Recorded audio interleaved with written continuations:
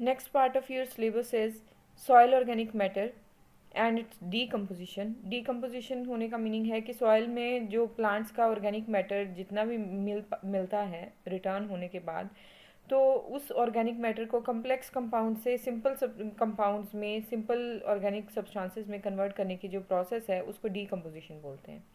When the plant residues are returned to the soil, various organic compounds undergo decomposition. बहुत सारे organic compounds जो हैं वो decompose हो जाते हैं. Decomposition is the biological process that includes the physical breakdown and biochemical transformation of the complex organic molecules of dead material into simpler organic and inorganic molecules. तो decomposition जो process है उसका meaning है कि जो complex substances हैं, organic substances हैं, उनका सिंपल ऑर्गेनिक सब्सटेंसेस में कन्वर्ट हो जाना, उस प्रोसेस को डीकम्पोजिशन बोलते हैं। That process is known as decomposition. और इसमें जो ऑर्गेनिक कॉम्प्लेक्स ऑर्गेनिक सब्सटेंस है वो कौन सा है? प्लांट्स का डेड मटेरियल, जैसे leaves of fallen leaves of plants, या जो बार्क है प्लांट्स की उसका मिल जाना मिट्टी में, that thing is known as organic compounds. And उनकी डीकम्पोजिशन जो है उस कॉम्प्लेक्स ऑर्गेनिक सब्सटेंसेस का सिंपल ऑर्गेनिक और इनऑर्गेनिक सब्सटेंसेस में कन्वर्ट हो जाना, उस प्रोसेस को डीकम्पोजिशन बोलते हैं।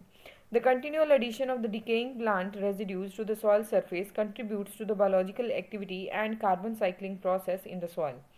तो कंटिन्यूली एक ही लय में जब बार बार डिकेइंग प्लांट्स जो हैं उनका मटेरियल सॉइल में मिलता जाता है तो कार्बन साइकिल की प्रोसेस जो है वो स्टार्ट हो जाती है।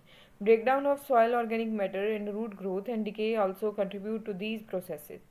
तो सॉइल में ऑर्गेनिक मैटर के ब्रेकडाउन का होना, ऑर्गेनिक मैटर कोई भी हो सकता है, प्लांट ऑर्गेनिक मैटर हो सकता है, एनिमल ऑर्गेनिक मैटर हो सकता है, रूट ग्रोथ रूट्स की ग्रोथ जो है और उसकी डिके होना, ये सारे जो प्रोसेसेस हैं उनसे कार्बन साइक्लिंग, जो कार्बन का साइकिल है वो स्टार्ट हो जाता है।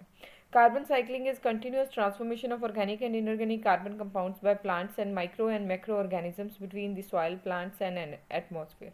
कार्बन साइकिल जो प्रोसेस है उसका मीनिंग है कि एक continuous process transformation of organic and inorganic compounds, carbon compounds, in organic और इनऑर्गेनिक कार्बन कंपाउंड्स का, ऑर्गेनिक और इनऑर्गेनिक कार्बन कंपाउंड्स का, माइक्रो और मैक्रो ऑर्गेनिजम्स का, between the soil, plants and animal and the atmosphere. और soil, plant और atmosphere के बीच में मिल जाना, मिट्टी में मिलना, सॉइल में मिलना, यानी प्लांट के अंदर वापस चले जाना कार्बन का, या एटमॉस्फेयर में पहुंचना in the form of CO2 या किसी और मीथेन गैस की फॉर्म में या किसी और कार्बन कंपाउंड की फॉर्म में, उस प्रोसेस को कार्बन साइक्लिंग बोलते हैं।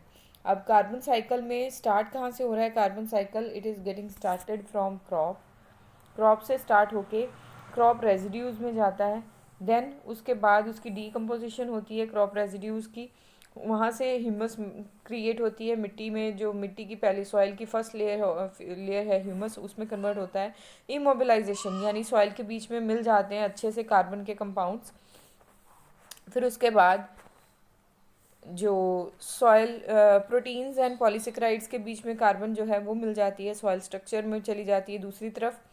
और मिनरलाइजेशन का मतलब है प्रोटीन और जो पॉलीसेकेराइड्स हैं वो मिनरल्स की फॉर्म में प्लांट के अंदर पहुंच जाते हैं। देन उसके बाद नेक्स्ट इज न्यूट्रिएंट्स। मिनरलाइजेशन के बाद न्यूट्रिएंट्स की फॉर्मेशन होती है।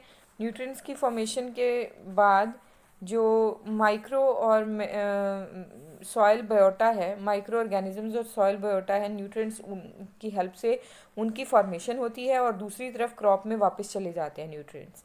तो दो जगह पे होते हैं। फिर उसके बाद क्रॉप रेजिड्यूज से फिर से वही साइकिल आगे कंटिन्यू होता जा रहा है। बीच में एक चीज़ आ रही है, माइक्रो ऑर्गेनिजम्स और सॉइल बायोटा जो है they are contributing towards CO2 and water. CO2 और वाटर की रिलीज़ हो रहा है एनवायरनमेंट में, जो कि क्रॉप के पास वापस जा रहा है, that is going back towards the crop, जो कि क्रॉप के पास वापस जा रहा है। ठीक है, तो ये इस तरीके से जो कार्बन साइकिल है that is working on. The decomposition of the organic matter is largely a biological process that occurs naturally. जो organic matter की जो decomposition है एक biological process है, जैविक process है एक, जो कि अपने आप naturally occur करती है. Its speed is determined by three major factors: soil organisms. इसकी जो स्पीड है डीकम्पोजिशन की तीन मेजर फैक्टर्स के ऊपर डिपेंड करती है. थ्री मेजर फैक्टर्स, वो फैक्टर्स कौन कौन से हैं? Soil organisms, the physical environment and the quality of the organic matter. अब सॉयल ऑर्गेनिजम्स के बीच में कि कौन से सॉयल ऑर्गेनिज्म उस मैटर को डीकम्पोज करवाने के लिए वर्किंग है. अब सॉयल ऑर्गेनिजम्स में कुछ भी हो सकते हैं, अर्थवर्म्स हो सकते हैं, फंगस हो सकती है, बैक्टीरिया हो सकते हैं. ठीक है, अगर इनको डीकम्पोज करवाने के लिए सबसे पहले अर्थवर्म्स अपना काम कर रहे हैं, then they will be utilising the degraded material from the soil first of all, and then उसमें अच्छे से मिक्स करेंगे. तो ब्रेकडाउन के लिए सबसे पहले जो अच्छा रिस्पॉन्स करेंगे organisms, they are fungus and micro organism जैसे बैक्टीरिया है. वो क्या करेंगे, सॉइल में डायरेक्टली प्लांट के लीव्स को उनकी बार्क को डिज़ोल्व कराएंगे और मिट्टी में मिला देंगे in the form of small particles. ठीक है, वहाँ से बाकी और सॉइल के ऑर्गेनिजम्स जो हैं दे will B contributing towards the decomposition of that matter. The physical environment and the quality of the, एक मिनट बेटा जी,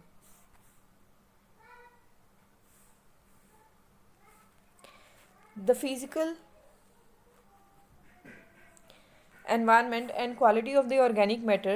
अब फिजिकल एनवायरनमेंट कैसा है, किस तरीके का फिजिकल, पीएच कैसी है, सॉइल के बीच में मिनरल्स कौन कौन से ऑलरेडी प्रेजेंट हैं जो कि उसकी डीकम्पोजिशन में हेल्प कर रहे हैं.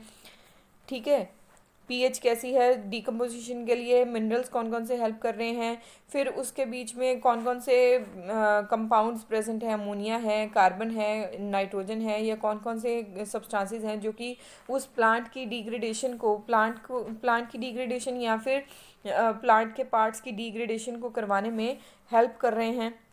ठीक है, फिर quality of the organic matter कैसी है. Quality of the organic matter यानी ऑर्गेनिक मैटर जो है वो मॉइस्ट है, ड्राई है, या किस तरीके का है.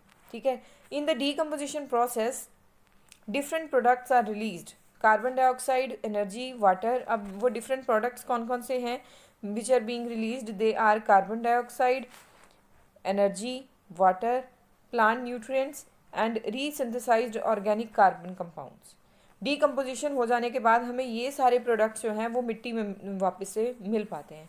कौन कौन से हैं? Carbon dioxide, energy, water, plant nutrients and resynthesized organic carbon compounds. Successive decomposition of the dead material and modified organic matter results in the formation of a more complex organic matter called humus. तो जो successive बार बार decomposition होने के बाद plant के parts की या plant के मटेरियल की, डेड मटेरियल की बार बार डीकम्पोजिशन जब होती रहती है तो मिट्टी में उसका न्यूट्रिएंट कंपाउंड जो है वो इतना ज़्यादा बढ़ जाता है कि ह्यूमस जो है that use to get formed. This process is known as humification. इस प्रोसेस बार बार डीकम्पोजिशन होने के बाद जब मिट्टी की उर्वरकता जो है वो बढ़ जाती है तो उस प्रोसेस को ह्यूमिफिकेशन कहते हैं. Humus affects soil properties as it slowly humus affects soil properties as it slowly decomposes. It colors the soil darker. इसकी वजह से सॉइल का रंग जो है, मिट्टी का रंग जो है वो डार्कर हो जाता है. Increases soil aggregation and aggregate stability. इसकी वजह से सॉइल आपस में जुड़ना शुरू हो जाती है मिट्टी, और एग्रीगेट स्टेबिलिटी यानी मिट्टी की आपस में जो जुड़ने की क्षमता है वो बढ़ जाती है. increases the CEC, the ability to attract and retain the nutrients. CEC का मतलब है ability to attract and retain the nutrients. Nutrients को अपनी तरफ मिक्स करने के लिए और रिटेन करके रखने के लिए कैपेबल हो जाती है soil.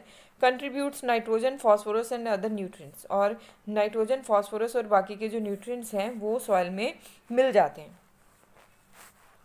Soil organisms including microorganisms use soil organic matter as food. Soil में जितने भी ऑर्गेनिजम्स हैं जिनमें माइक्रो ऑर्गेनिजम्स भी आते हैं, use soil organic matter as food, soil के ऑर्गेनिक मैटर को खाने के तौर पे यूज़ करते हैं। As they break down the organic matter, any excess nutrients nitrogen phosphorus and sulphur are released into the soil in the forms that plants can use. ठीक है, जब ये ऑर्गेनिक मैटर एक्सेस में ब्रेक डाउन होना शुरू हो जाता है, तो मैंने बोला ना पहले कि ह्यूमस की फॉर्मेशन होती है। ह्यूमस की फॉर्मेशन के बीच में नाइट्रोजन फॉस्फोरस सल्फर ये सारे के सारे जो न्यूट्रिएंट्स हैं वो रिलीज़ होने शुरू हो जाते हैं। This release process is called mineralisation. इस रिलीज़ होने की प्रोसेस को मिनरलाइजेशन बोलते हैं। This process is known as mineralisation. The waste products produced by micro organisms are also soil organic matter. This waste material is less decomposable than the original plant and animal material. तो ये waste material जो है उसको आगे further decompose नहीं किया जा सकता। They are less decomposable than the original plant material and animal material, but it can be used by large number of the organisms